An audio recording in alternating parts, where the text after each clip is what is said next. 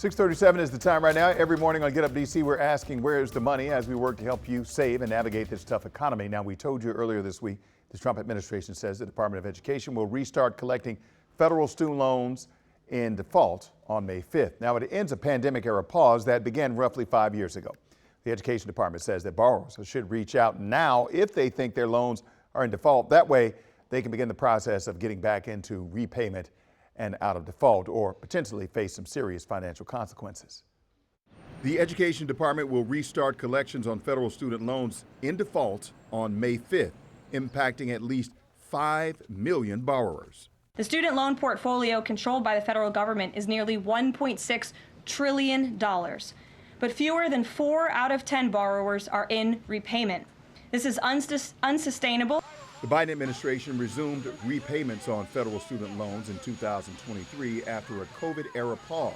But the Education Department hasn't collected on defaulted loans that have gone at least 270 days without repayment since March 2020. Sarah Austin, policy analyst for the National Association of Student Financial Aid Administrators, says the stops and starts have created some confusion. With the long pause on payments as well as that on-ramp after the repayment pause, there has just been a lot of borrowers who are not used to the repayment landscape. The Trump administration will also restart the Treasury Offset Program, which collects debts by garnishing federal and state payments like tax refunds. By this summer, the Education Department said a borrower's wages could be garnished. Austin says borrowers can stay on top of their loans by making sure the loan servicer knows where to get in touch.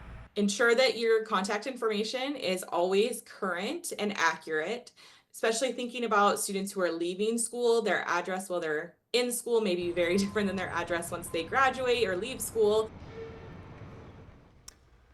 All right, the Education Department says it will reach out to all borrowers in default before May 5th. Borrowers also can check their status and their loan servicer right now at studentaid.gov.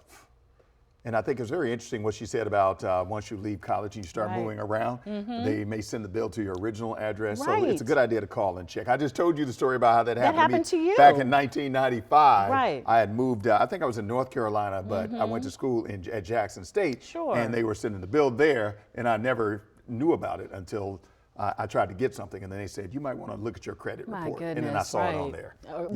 Good thing you did before they started garnishing wages like they're trying to do now. So, all right.